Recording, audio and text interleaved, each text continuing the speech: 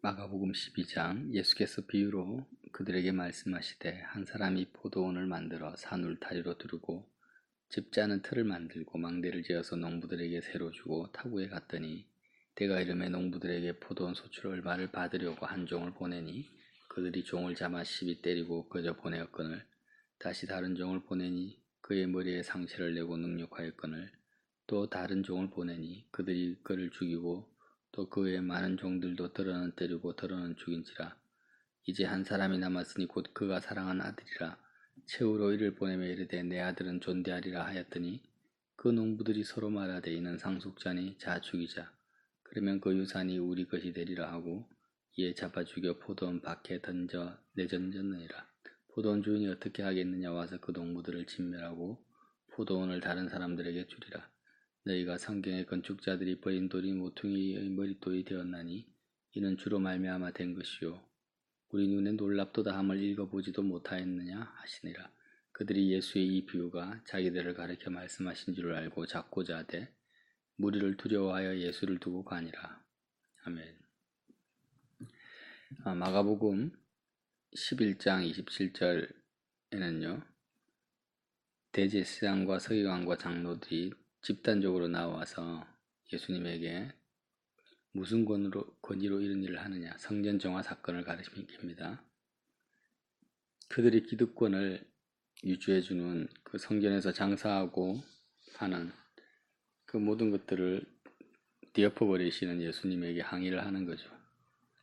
그래서 예수님이 그들에게 어떤 권위로 하는지를 말씀하지 아니하시면서 포도원 농부 비유를 하시죠. 포도원이 있고 농부가 있는데 주인이 포도원을 만들었어요. 포도원을 만든 분도 주인이고 산 울타리로 두르고 포도를 추수하고 집 짜는 틀도 만들고 망대도 지었습니다. 다 만들었습니다. 그리고 농부들에게 세를 주고 타국에 갔어요. 세를 줬다라는 것은 이제 수익을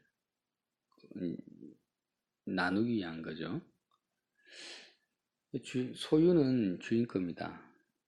그래서 농부들에게 세를 주고 일거리를 주고 갔는데 이제 수확철이 되어가지고 농부들에게 포도원 소출 얼마를 받으려고 한 종을 보내었습니다. 그런데 이제 주인이 외국에 가 있으니까, 타국에 가 있으니까 농부들이 어떻게 생각하냐면 그 주인의 종을 잡아 시비 때리고 주지 않는 거예요. 쫓아보내버리고. 왜 그럴까요? 포도원 소출 얼마를 그 일부를 주인에게 주는 것조차도 싫었던 거죠. 그래서 다른 종도 상처를 내고 능욕하고 결국에는 아들까지 죽여버리는. 포도원 유산이 다 우리 것이 되리라. 아들을 죽이자. 그러면 그 유산이 전부 우리 것이 되리라. 이렇게 말했다고 합니다. 그래서 도대체 이게 예수님이 어떤 비유인가. 구약의 선지자들을 다 잡아 죽였으니까 이스라엘 선민들이요. 예레미야부터 시작해서 다 학대하고 박해하고 그런 의미를 말씀하시는 거죠. 근데 오늘날 우리에게 어떻게 이 말씀을 적용할 것인가. 지금 교회 지도자들을 말하는 것이고요. 1차적으로는. 2차적으로는 하나님의 말씀을 맡고 또 붙들고 있는 모든 성도들에게 해당되는 말씀이라고 할 수 있습니다. 그래서 선지자들이나 예수님이 그 본질이 뭐냐면요. 예수님이 요한복음 1장에도 태초에 말씀이 계시고 그 말씀이 하나님과 함께 계셨고 말씀이 예수님이시죠. 구약의 선지자들도 결국에는 왜 박해를 받았냐면 하나님의 말씀, 그 주인, 포도원 주인의 말을 전하기 위해서 온 종들이죠. 그 종들 자체가 중요하다기보다는 포도원 주인의 말을 전하고 주인의 뜻을 행하기 위해서 왔다라는 게 중요하기 때문에 결국에는 이제 우리에게 적용할 수 있는 것은 뭐냐면 말씀이라는 것입니다. 말씀을 어떻게 우리가 대하냐라는 거죠. 사람들이 천국 복음을 어떻게 대하는가. 포도원의 소출이라는 것은 하나님이 우리에게 맡겨주신 그런 열매라고도 할 수 있고, 하여튼 다 주인의 것입니다. 포도원부터 망대부터 틀, 포도원 소출 전부 주인 것이에요. 다시 말하면 창세기에 기록된 것처럼 이 세상은 말씀으로 말미암아 창조되었습니다. 세상 전체가 다 하나님의 것이고, 나의 육신의 생명, 또 형제, 자매, 가족, 성도들, 내가 직장에 가서 일하면 얻는 그 수익, 또 회사, 모든 것이 다 주인의 것이죠. 근데 주님이 우리에게 요구하시는 것은 포도원 소출을 얼마를 달라고 하는 것은 이제 물어보시는 거예요. 네가 세상을 사랑하느냐? 이 세상의 주인된 세상의 창조주가 되는 하나님을 더 사랑하느냐?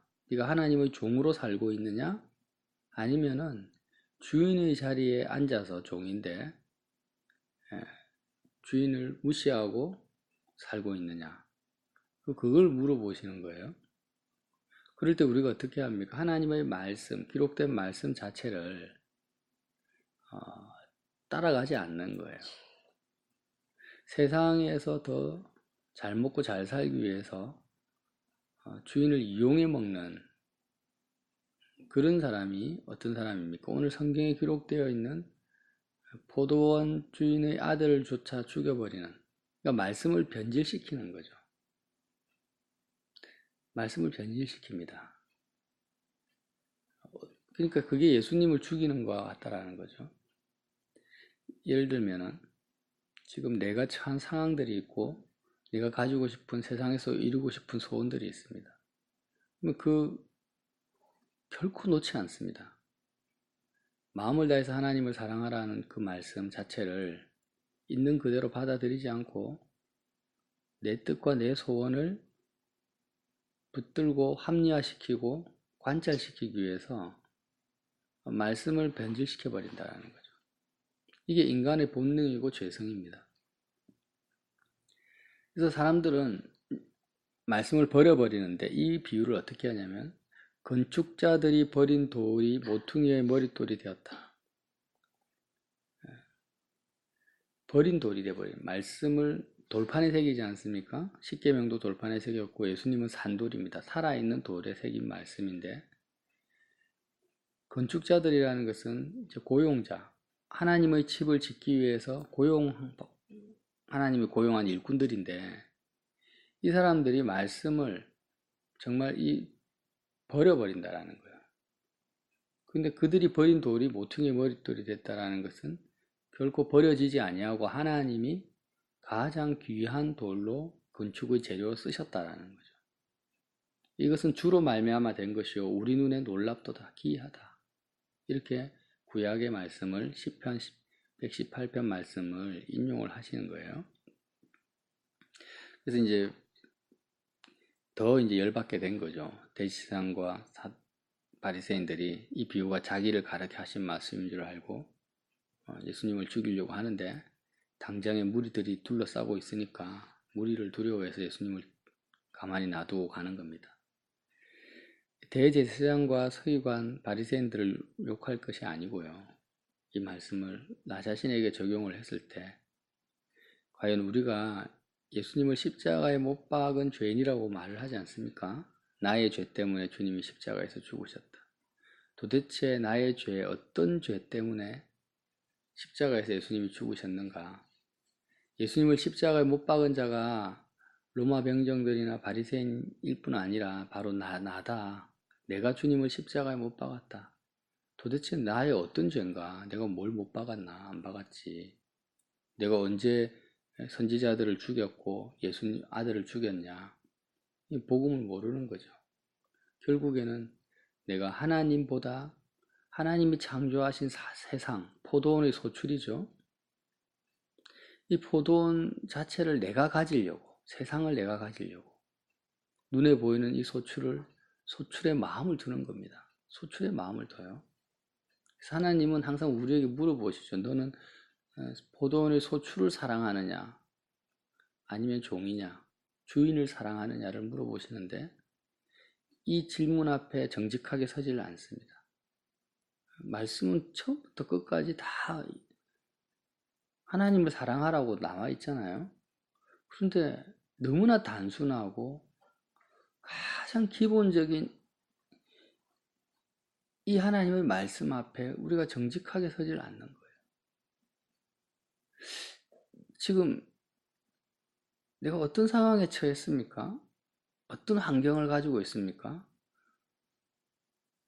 그런데 그 상황과 환경 때문에 하나님을 원망하고 미워하고 감사하지 못하는 모든 것이 다 어떤 행동입니까? 주인의 아들을 잡아 죽이는 행동이라는 거죠. 말씀을 던져버리는 행동. 기록된 말씀을 던져버리는 행동이 어떤 거예요? 건축자가 버린 돌, 예수님이죠. 우리가 십자가에 예수님을 못 박는 것입니다. 그런 죄를 깨닫고 하나님 나는 정말로 예수님을 십자가에 못 박은 죄인입니다. 수시로 오늘 하루도 어제도 끊임없이 예수님을 십자가에 못 박을 수밖에 없는 말씀을 던져버릴 수밖에 없는 그런 죄성을 가진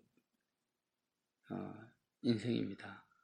이렇게 고백할 때 우리가 주님의 그 긍휼과 은혜 속에 살 수가 있는데 그렇지 않고 나는 다릅니다. 나는 하나님께 충성했고 지금 대제사장과 서기관들은 다 그렇게 생각을 했죠. 자기들은 진심으로 하나님의 종이다. 하나님을 잘 섬기고 있다.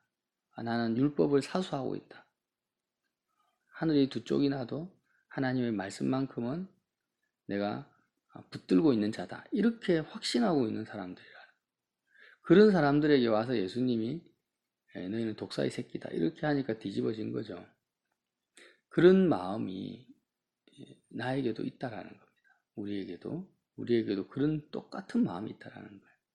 우리는 그렇게 생각해서는 안 됩니다. 정말 정직하게 말씀 앞에 서서 얼마나 수시로 내가 하나님의 말씀과 상관없는 마음 상태로 살아가고 있는가. 그럴 때마다 십자가를 바라보면서 주님, 내가 주님을 버린 자입니다. 주님을 저버린 자입니다.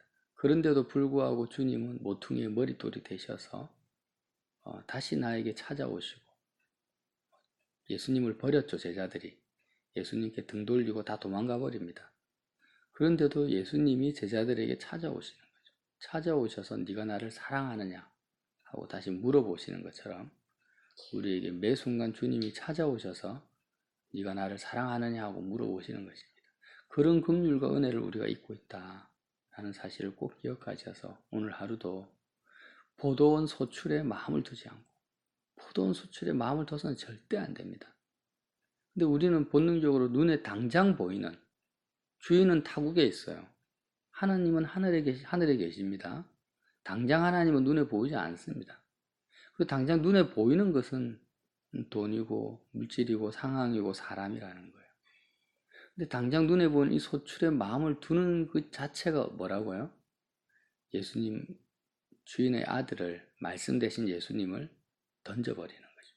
십자가에 못 박아버려 죽여버린다는 거죠. 그런 죄의식을 성경적인 죄의식 우리가 마음에 품고 가지고 십자가를 바라볼 때 거기서 하나님의 은혜와 사랑과 긍휼이 얼마나 큰지 얼마나 놀라운지를 새롭게 발견할 수가 있습니다.